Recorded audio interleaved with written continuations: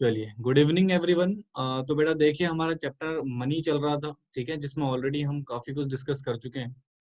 And today will have to discuss a topic that is supply of money. ठीक है जी। तो आज हम पढ़ेंगे सप्लाई ऑफ मनी क्या होता है, राइट। तो इसके कुछ बेसिक कॉन्सेप्ट्स हैं। तो देखो जरा ध्यान से सुनिएगा, मैं आपके साथ एक छोटा सा कॉन्सेप्ट डिस्कस करता हूँ, फिर उसके बाद हम इस थ्योरी को डिटेल में डिस्कस करेंगे। तो जरा बिल्कुल ध्यान से कंसंट्रेशन से सुनिएगा, ठीक है जी। मान लीजिए, अगर मैं मनी सप्लाई की बात करता हूँ तो बेसिकली मनी सप्लाई होती क्या है, ठीक है ना। तो बिल्कुल ध्यान सुना, एक छोटा सा कॉन्सेप्ट आपके साथ शेयर करते हैं, फिर हम इसकी थ्योरी वगैरह डिस्कस करेंगे ना, डेफिनेटली आपको ये समझ में आ जाए। मान लीजिए देयर इज इंडिया, ठीक है जी। ये हमारा भारत है बेटा, थोड़ा मेरी ड्राइंग बेकार है तो एडजस्ट कर लेना, ठीक है। दिस इज इंडिया, ठीक है जी। ये इंडिया है for example. And let us assume तो सर इस कंट्री में जो पीपल्स हैं, पीपल ऑफ द कंट्री, ठीक है जी। तो जो भी इंडिया के पीपल्स हैं, राइट, इन्होंने eight a point of time, eight a point of time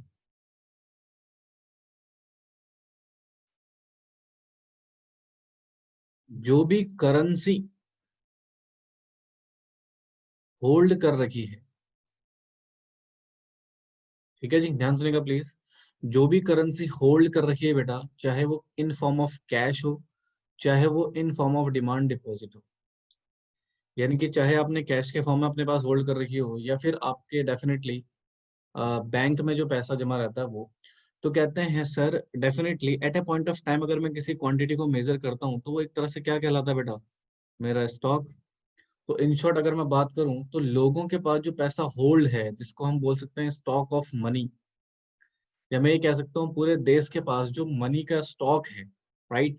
तो फॉर अ टाइम बीइंग उसी बेसिक कॉन्सेप्ट्स को, stock of money supply, sorry stock of money को ही बेटा हम क्या बोलते हैं, सप्लाई ऑफ मनी, ठीक है। इन बेसिक वर्ड अगर मैं बात करूं बेटा, तो मनी सप्लाई क्या है। इन शॉर्ट अभी देखिए, हमने डेफिनेशन वगैरह कुछ नहीं पढ़ा, मैं आपको से एक सिंपल से वर्ड में एक छोटा सा कॉन्सेप्ट समझा रहा हूँ, सो दैट कि आपको मनी सप्लाई का कॉन्सेप्ट क्लियर हो जाए। क्योंकि बेटा आगे चल के ना कुछ टॉपिक्स आते हैं, जैसे बैंकिंग चैप्टर है, उसमें कुछ टॉपिक्स हैं जो आपको बताएंगे कि आपको कैसे इन्फ्लेशन डिफ्लेशन को कंट्रोल करना है। देन डेफिनेटली वहां पर मनी सप्लाई को कंट्रोल करके ही इन्फ्लेशन डिफ्लेशन को कंट्रोल किया जाता है। तो आपके जानना बहुत जरूरी है कि मनी सप्लाई क्या है, रादर देन कि आप इसको रटो, आपका एक बेसिक कॉन्सेप्ट को समझ लो, ठीक है।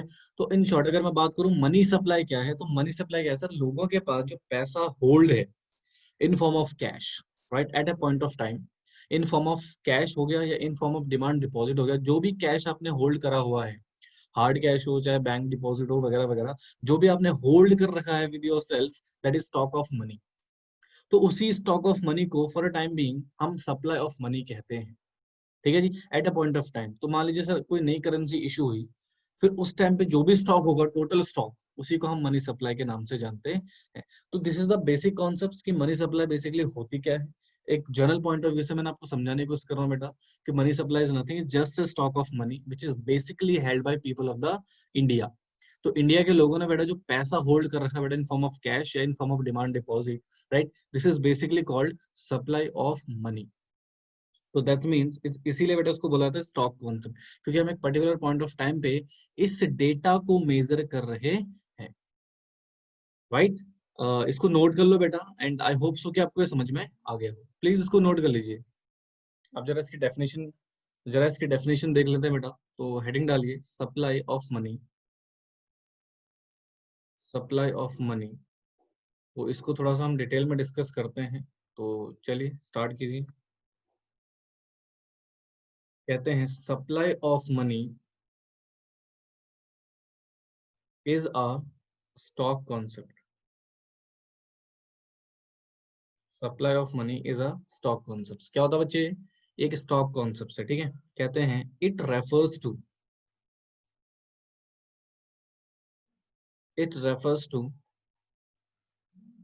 Total stock of money, total stock of money held by the people of country, people of a country at a point of time. तो this is the basic definition. अब जरा ध्यान से सुनिएगा, कुछ इंपॉर्टेंट सिचुएशन है यहाँ पे जिनको हम नाम देंगे इंपॉर्टेंट नोट। देखो बेटा, 2 मिनट लिखना बंद कीजिए प्लीज। कहता है सर सप्लाई ऑफ मनी एक तरह का स्टॉक कॉन्सेप्ट है, और आपने चैप्टर नंबर 1 में पढ़ा था स्टॉक कॉन्सेप्ट बेसिकली क्या होते हैं। कहते हैं it refers to total stock of money. बच्चे क्या कह रहा है, टोटल स्टॉक ऑफ मनी जो कि हेल्ड करता है बेटा people, held by people of a country eight A point of time. यानी कि एक सिंगल पॉइंट ऑफ टाइम पे बेटा जो भी लोगों ने टोटल स्टॉक ऑफ मनी को होल्ड करके रखा हुआ है अपने पास, हेल्ड करके रखा हुआ है, डजंट मीन कि वो कैश फॉर्म में है या बैंक डिपॉजिट के फॉर्म में है सर, तो उसको हम बेसिकली मनी सप्लाई के नाम से जानते हैं। ठीक है, तो ये तो बेसिक सिनेरियो है। अब जरा ध्यान सुनिएगा, मनी इसमें नोट पॉइंट में जो मैं क्या लिखूंगा ध्यान से सुनिएगा please. Money supply does not include, money supply does not include sir, क्या इंक्लूड नहीं करता, दो चीज। पहला, stock of money, stock of money held by government. दूसरा, stock of money held by the banking system, the banking system of country. ठीक है, अब क्वेश्चन ये आता है सर, जरा ध्यान सुनेगा बेटा प्लीज, इधर देखो। मान लीजिए मैं 3 कैटेगरी बनाता हूँ, एक केस देखिएगा, छोटा सा केस, इसमें मैं 3 कैटेगरी बनाता हूँ। गवर्नमेंट, ठीक है, बैंकिंग सिस्टम और people of the country, people of the country. Please 2 minute ध्यान सुनेगा, देखिए आपका कॉन्सेप्ट क्लियर हो जाएगा बेटा, लिखने का मौका आपको दिया जाएगा। Government, banking system and people of the country. Sir definitely government भी तो कुछ पैसा होल्ड करती होगी बेटा, hold some money, and of course banking system में भी कुछ पैसा होल्ड रहता होगा, hold money, right, and definitely public also hold money. तो सर बेसिकली डेफिनेशन के अकॉर्डिंग अगर मैं बात करूं, तो डेफिनेशन कहती है सर जो ये पैसा है जो लोगों ने हेल्ड कर रखा है अपने पास, this is only supply of money, this is only supply of money, सिर्फ ये सप्लाई ऑफ मनी है sir, this is not a supply of money, ये सप्लाई ऑफ मनी नहीं है। अब क्वेश्चन आता है sir, not a supply of money, ये सप्लाई ऑफ मनी नहीं है, इसका रीजन बताता हूँ बेटा, लॉजिक सुनिएगा प्लीज, लिखना मत अगेन। इसका लॉजिक सुनिएगा बेटा, जो सप्लायर होता है, हेलो कम ऑन ध्यान सुनो, जो सप्लायर होता है अगर उसके पास कुछ गुड्स स्टॉक्स में पड़े हुए हैं, अगर उसके पास कुछ गुड्स क्या पड़े हैं बच्चे, स्टॉक्स में पड़े हुए हैं, these are not basically available in the market, ये मार्केट में अवेलेबल नहीं है बेटा, उस सप्लायर ने अपने पास इन गुड्स को होल्ड करके रखा हुआ है बेटा। तो याद करो माइक्रो इकोनॉमिक्स में सप्लाई की डेफिनेशन में बेटा ये नहीं आते थे, इनको हम मानते थे stock held by the supplier. तो कहता है सर सप्लायर के पास अगर कोई गुड्स है, ठीक है, तो उसको हम सप्लाई में कंसिडर नहीं करते। तो सर जो मनी को सप्लाई करने वाली अथॉरिटीज हैं, दो ही तो हैं, बैंकिंग सिस्टम और गवर्नमेंट ऑफ इंडिया को बेसिकली हम सप्लायर ऑफ मनी कहते हैं। क्या कहते हैं बच्चे, सप्लायर ऑफ मनी। तो सर सप्लायर के पास जो पैसा पड़ा हुआ है उसको हम बेसिकली क्या कंसीडर नहीं करेंगे बेटा, सप्लाई कंसीडर नहीं करेंगे। तो जो पैसा मार्केट में अवेलेबल है with the peoples of India, right, except government and the banking system, ठीक है जी, तो इनके पास जो पैसा हेल्ड हो रखा है बेटा, this is not basically called money supply. Reason mean ये सप्लायर है बेटा, और सप्लायर के पास अगर कुछ चीज है तो उसको हम बेटा क्या नहीं मानेंगे, सप्लाई ऑफ मनी। अच्छा यहाँ पर ना एक क्वेश्चन रेज होता है, ध्यान से सुनिएगा प्लीज। यहाँ पर एक क्वेश्चन रेज होता है कि सर गवर्नमेंट की कैपेसिटी में जो टैक्स गवर्नमेंट रिसीव करती है, कंसोलिडेटेड इंडिया में जो पैसा जाता है, कंसोलिडेटेड फंड्स ऑफ इंडिया में जो पैसा जाता है, जो गवर्नमेंट यूटिलाइज करते हैं, क्या वो भी सप्लाई नहीं है बेटा। देखो जो ऑलरेडी सप्लाई हो चुका है मार्केट में पैसा जो गवर्नमेंट यूटिलाइज कर रही है, that is supply of money. But जब गवर्नमेंट इशू कर रही थी पैसा, जैसा मान लीजिए सरकार को कुछ पैसा इशू करना था 1 लाख करोड़ रुपए, लेट अस अज्यूम, तो सरकार ने 80,000 करोड़ रुपए इशू कर दिए, 20,000 करोड़ रुपए अभी भी गवर्नमेंट के स्टॉक्स में रखे हुए हैं। तो सर वो जो 20,000 है, this is not consider supply of money, उसको हम सप्लाई ऑफ मनी कंसिडर नहीं करेंगे। क्योंकि बेटा देखो ना, जैसे मान लीजिए अगर मैं फॉर एग्जांपल गवर्नमेंट कैपेसिटी की बात करूं, तो ऑलरेडी पैसा इशूड है मार्केट में, सर वो तो यूटिलाइज हो रहा है, that is the money, right. But जो पैसा गवर्नमेंट के सप्लायर के स्टॉक्स में पड़ा हुआ है, तो सप्लायर वाले पैसे को बेटा हम मनी सप्लाई कंसिडर नहीं करते। तो इसलिए बेटा यहाँ पर बेसिक बात आती है, सर जो लोगों ने पैसा हेल्ड कर रखा है अपने पास, दैट इज सप्लाई।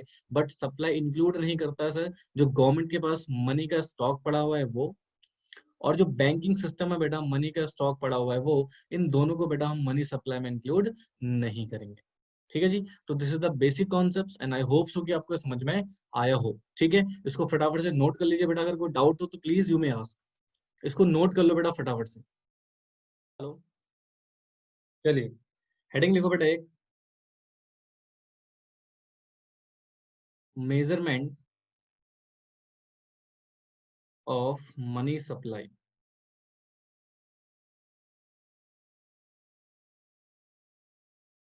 ठीक है जी, measurement of money supply. Sir देखिएगा, अभी आपने बताया कि sir stock of money which is basically held by the people of the country is basically known as money supply.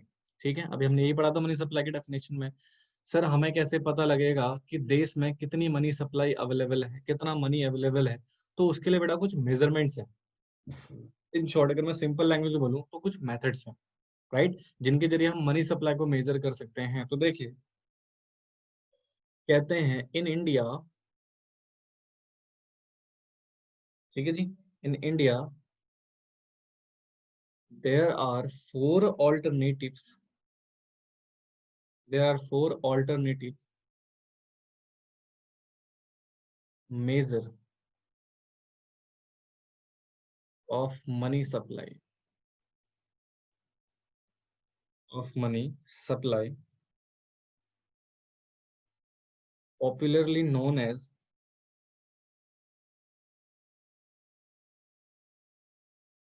popularly known as M1, M2, M3 and M4। ठीक है, but in our syllabus only M1 measurement is to be discussed। देखो बेटा, कहते हैं भारत में, अगर मैं India की बात करूं, तो जो हमारा मेजरमेंट ऑफ मनी है, इसके फोर ऑल्टरनेटिव्स हैं बेटा। कितने ऑल्टरनेटिव्स हैं? Four alternatives, M1, M2, M3, M4। ठीक है जी। तो चार तरह के हमारे पास मेथड हैं जिनसे हम बेसिकली मनी सप्लाई को कैलकुलेट कर सकते हैं, डिटरमाइन कर सकते हैं। बट अगर मैं 12th के सिलेबस की बात करूं, अगर मैं 12वीं के सिलेबस की बात करूं बेटा सीबीएसई की, तो उन्होंने सिर्फ एक M1 मेजरमेंट को आपके सिलेबस में दिया हुआ है। ठीक है जी। तो बाकी M2, M3, M4 आप पढ़ोगे जाके बीकॉम में। तो आप बीकॉम वगैरह जब करोगे बेटा, तो यहाँ पर आपको डिस्कस कराया जाएगा कि M1, sorry M2, M3, M4 basically क्या कहता है। बट आपके सिलेबस में सिर्फ क्या गिवन है बेटा? M1। ठीक है जी। तो इसी M1 को हम डिटेल में डिस्कस करते हैं। इसमें कुछ समझने लायक तो था नहीं बेटा, इसको नोट कर लीजिए फटाफट से, आप इसको जल्दी से नोट कीजिए, फिर M1 मेजरमेंट को हम डिस्कस करते हैं। लिखो, M1 मेजरमेंट। ठीक है जी, M1 मेजरमेंट। तो चलिए इसके बारे में नोट डाउन कीजिए। कहते हैं according to M1 measurement, according to M1 measurement, money supply include, money supply include the following components, the following components basically include करता है बच्चे, तो कहते हैं M1 is equal to C plus DD plus OD।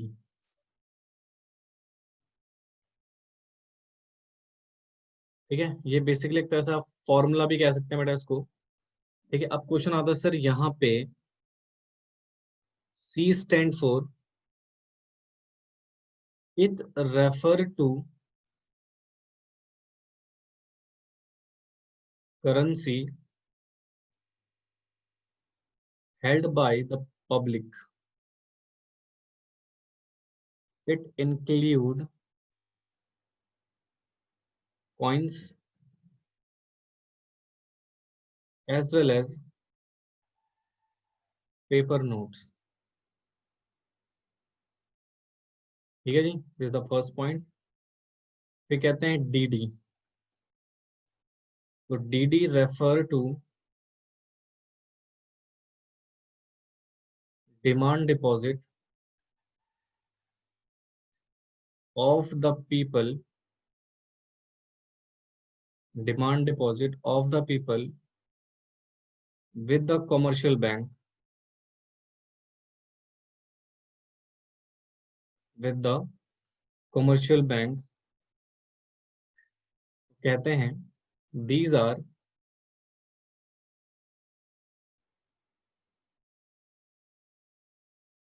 checkable deposit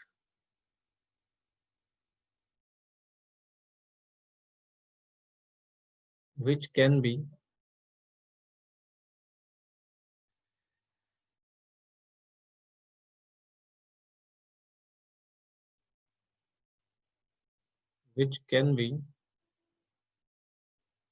withdraw और transfer on demand. तो ये हो गया हमारा DD. Now let's come to the point of OD. Wait कर लेना बेटा, लिखने का मौका मिलेगा।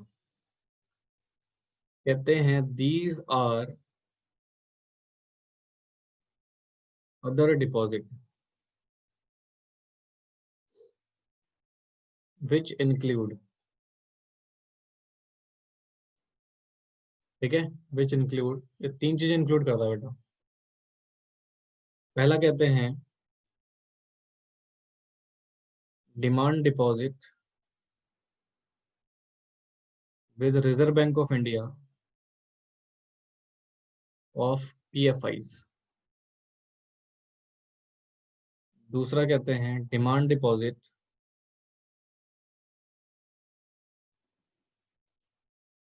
With RBI of foreign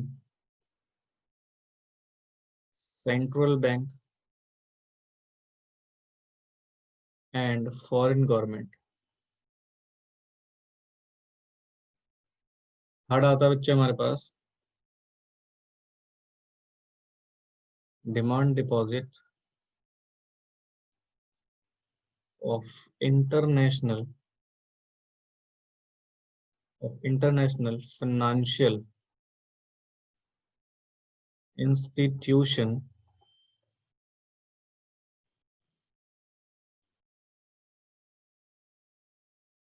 with RBI। अब यहाँ पर एक अगेन वही जो मैं ऑलरेडी आपको पढ़ा चुका हूँ, तो यहाँ पर एक छोटी सी स्पेसिफिकेशन भी आती है जिसको हम नोट पॉइंट में लिखेंगे बेटा। ठीक है, तो कहते हैं sir OD does not include, लिख लीजिए बेटा, आराम से समझेंगे इसको। अब OD डज नॉट इंक्लूड मतलब दो चीजों को इंक्लूड नहीं करता। पहला, deposit of the government of the country with Reserve Bank of India. और सेकंड है हमारे पास deposit of the country, sorry, हाँ ठीक है ठीक है, country banking system with Reserve Bank of India. चलिए, ये पूरा ऑलमोस्ट थ्योरी बेटा हमने लिख ली है। अब जरा एक एक करके उसको समझिए। फिर आप आराम से लिख लेना बेटा, नोट कर लेना इसको, ठीक है। चलिए, तो सबसे पहला आता है जी हमारे पास M1 मेजरमेंट में क्या क्या आता है। तो कहते हैं sir according to M1 measurement, money supply include करता है इन तीन चीजों को, सी, डीडी, ओडी। अब यहाँ पर एक एक करके बेटा इन चीजों को पढ़ेंगे। C stand for basically currency, DD stand for basically demand deposit, and OD stand for generally other deposit, right. No इसकी डिटेल स्पेसिफिकेशन देखिए। तो सबसे पहले क्या था सर, सी का मतलब होता है करेंसी, जो लोगों ने बेटा हेल्ड करी हुई है, चाहे वो इन फॉर्म ऑफ कॉइन्स हो, चाहे वो in form of paper notes हो, ठीक है जी। This is the first point. दूसरा कहते हैं जी demand deposit, it refers to demand deposit of the people with the commercial bank, यानी कि जो लोगों ने बेटा अपना पैसा बैंकों के पास जमा करा रखा है, राइट। और ये वो डिपॉजिट है बेटा जिसको हम चेकेबल डिपॉजिट कहते हैं। और चेकेबल डिपॉजिट मनी चैप्टर में मैंने आपको कराया था, मनी वाले चैप्टर के, सॉरी बैंकिंग चैप्टर में इसको पढ़ोगे बेटा, इसको डिटेल में पढ़ोगे वहां पे। तो कहते हैं चेकेबल डिपॉजिट वो डिपॉजिट होता है जिसको हम इजीली विड्रॉ और ट्रांसफर कर सकते हैं विदाउट एनी रेस्ट्रिक्शंस, ठीक है। तो ये होता है बेटा बेसिकली हमारा what, that is CC, sorry C और डीडी। अब आता है सर ओडी की specification, that is stand for other deposit. तो इसमें तीन चीजें आती है सर, डिमांड डिपॉजिट जो कि आरबीआई के पास जमा हो, किसका, पीएफआईस का। क्वेश्चन आता है सर पीएफआईस क्या होती है। तो ये होती है बेटा public financial institutions, public financial institution. कुछ एग्जांपल, आपने नाबार्ड का नाम तो सुना ही होगा बच्चे, नाबार्ड हो गया, ठीक है, that is HDFC, HDFC limited हो गया। तो ऐसी कुछ कंपनीज होती है बेटा जो पब्लिक फाइनेंशियल इंस्टीट्यूशंस होते हैं, तो इन्होंने जो पैसा रिजर्व बैंक ऑफ इंडिया के पास जमा करा रखा है वो हमारा अदर डिपॉजिट में आएगा और मनी सप्लाई में इंक्लूड होगा। फिर कहते हैं sir other deposit with RBI, RBI के पास बेटा अदर डिपॉजिट कर रखा है किन्होंने, फॉरेन के सेंट्रल बैंकों ने और फॉरेन के सरकारों ने, ठीक है। जो विदेशी सरकार है और जो विदेशों का जो सेंट्रल बैंक होता है, उन्होंने बेटा अपना पैसा किसके पास जमा करा रखा है बेटा, आरबीआई के पास। वो भी बेटा किसमें कंसिडर किया जाएगा, अदर डिपॉजिट में।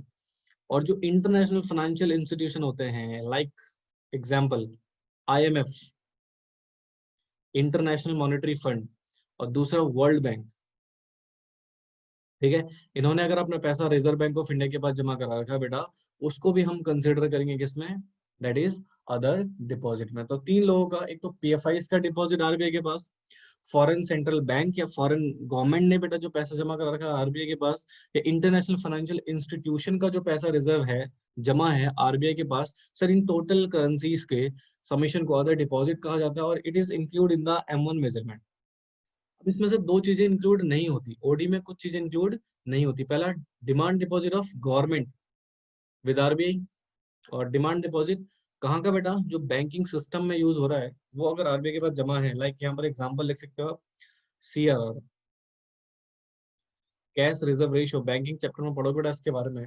तो जो सीआरआर बैंकों के पास जमा है बेटा, बैंकिंग सिस्टम है, उसको हम किस में इंक्लूड नहीं करेंगे, मनी सप्लाई में। और ऑब्वियस सी बात है सर, ये दोनों बैंकिंग सिस्टम का पैसा और गवर्नमेंट का पैसा इंक्लूड इसलिए नहीं होता क्योंकि ये सप्लायर का ही पैसा है, और सप्लायर के पास अगर कोई चीज अवेलेबल है तो उसको हम सप्लाई कंसिडर नहीं करते, ठीक है जी।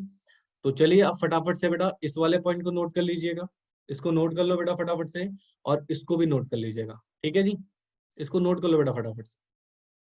चलो जी, तो अगला टॉपिक जो कि हमारा लास्ट टॉपिक है इस चैप्टर का, हु सप्लाइज मनी, यानी कि मनी को सप्लाई कौन करता है, ठीक है। मनी बेसिकली सप्लाई कौन करता है, यानी कि इन शॉर्ट सप्लायर कौन है मनी का। तो देखिए बच्चे, supplier of money, supplier of money include, तो सप्लायर ऑफ मनी में बेटा तीन चीज आती हैं। एक तो द गवर्नमेंट ऑफ इंडिया,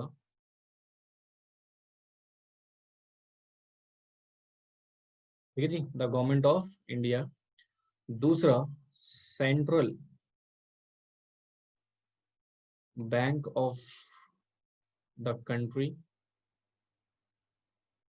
और तीसरा आता है हमारे पास कमर्शियल बैंक्स, ठीक है जी। तो ध्यान से सुनिएगा सर, फर्स्ट जो सप्लायर है गवर्नमेंट ऑफ इंडिया, दूसरा सेंट्रल बैंक, अगर मैं भारत की बात करूं तो रिजर्व बैंक ऑफ इंडिया, ठीक है। और हमारा तीसरा है कॉमर्शियल बैंक्स। अब जरा ध्यान सुनना, यहाँ पर एक छोटा सा स्पेसिफिकेशन दे रहा हूँ आपको। ये जो दो हैं, they have actual authority to supply money. ठीक है, जो मनी सप्लाई करने की अथॉरिटी है बेटा, वो सिर्फ इन दोनों के पास है, गवर्नमेंट ऑफ इंडिया और central bank. Sir commercial bank money supply नहीं कर सकते, बट ये क्रेडिट क्रिएशन करते हैं।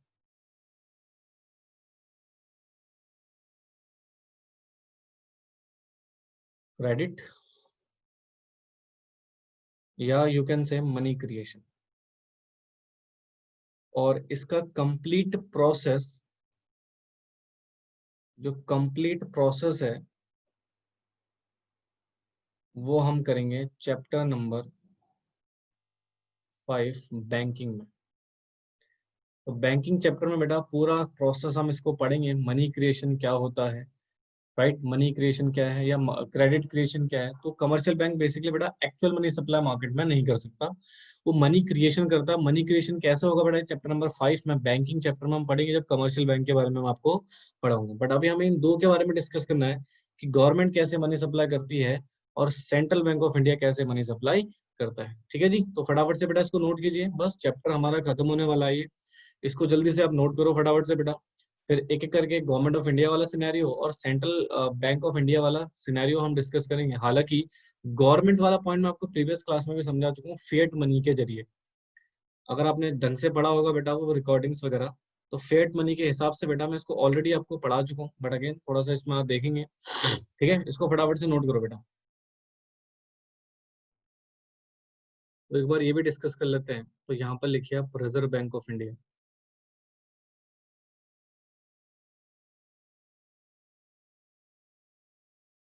ठीक है, और यहाँ पर लिख लीजिए गवर्नमेंट ऑफ इंडिया। ठीक है, तो जरा ध्यान से सुनिएगा प्लीज। सबसे पहले ये लिख लेते हैं बेटा गवर्नमेंट ऑफ इंडिया, तो क्योंकि एक छोटा सा पॉइंट है। कहते हैं इन इंडिया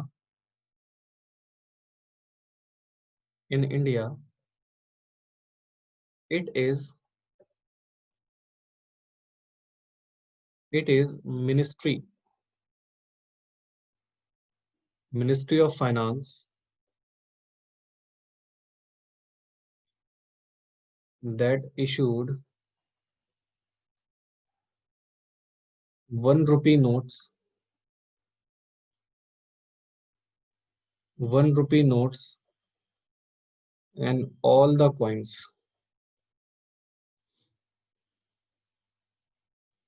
बेटा जिन बच्चों ने मनी सप्लाई की जो रिकॉर्डिंग्स मैंने आपको भेजी थी, अगर वो प्रॉपर तरीके से आपने अगर देखी होगी, देन डेफिनेटली यही पॉइंट मैंने आपको उस क्लास में भी समझाया था कि किस तरीके से बेटा मनी सप्लाई की जाती है reserve, that is central government के, राइट, डिपार्टमेंट ऑफ मिनिस्ट्री के जरिए। तो मैं ऑलरेडी आपको प्रीवियस क्लास में अच्छे से समझा चुका हूँ। तो ये एक छोटा सा थियोरिकल पार्ट था, इसको लिख लीजिएगा आप। अब जो मेनली सप्लायर ऑफ मनी है ना बेटा, वो कौन है, Reserve Bank of India. Again the power given by central government to the RBI. तो कहते हैं money is mainly money is mainly supplied supplied by the supplied by the RBI. ठीक है, भारत में जो मेनली मनी सप्लाई करता है बेटा, वो कौन करता है, रिजर्व बैंक ऑफ इंडिया, जिसको प्रिंसिपल सप्लायर भी आप कह सकते हैं। ठीक है, इसको क्या कह सकते हैं बेटा, प्रिंसिपल सप्लायर भी कह सकते हैं। तो कहते हैं सर आरबीआई किस बेसिस पे मनी सप्लाई करता है, तो कहते हैं reserve Bank of India issue currency on the basis of minimum reserve system. तो रिजर्व बैंक ऑफ इंडिया बेटा जो मार्केट में मनी सप्लाई करता है, वो किसके आधार पे करता है बेटा, मिनिमम रिजर्व सिस्टम के आधार पे। ठीक है जी, अब क्वेश्चन आता है सर मिनिमम रिजर्व सिस्टम क्या है। तो देखिए बेटा, पहले लिख लेना बेटा, फिर इसको आराम से करेंगे। कहते हैं under this system RBI maintain minimum reserve of rupees 200 crore in the form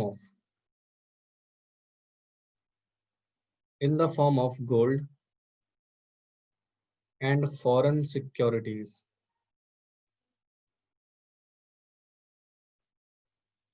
ठीक है, इसमें एक छोटी सी कंडीशन रहती है बेटा,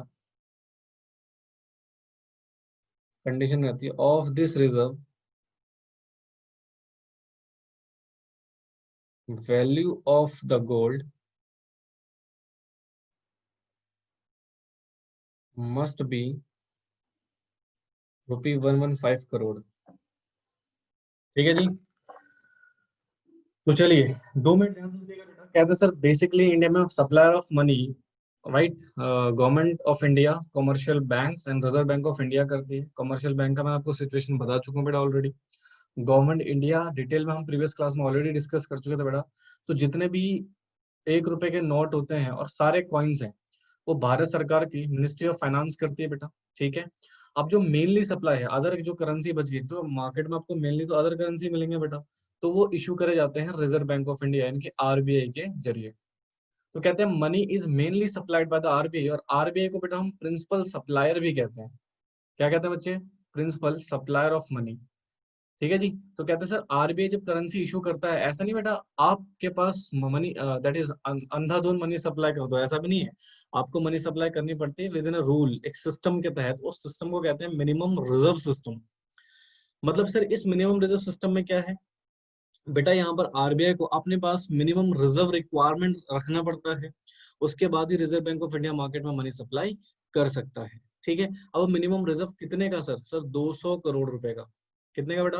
200 करोड़ रुपीस का। किस फॉर्म में? गोल्ड और फॉरेन सिक्योरिटीज के रूप में, जिसमें से गोल्ड का 115 करोड़ होना मैंडेटरी है।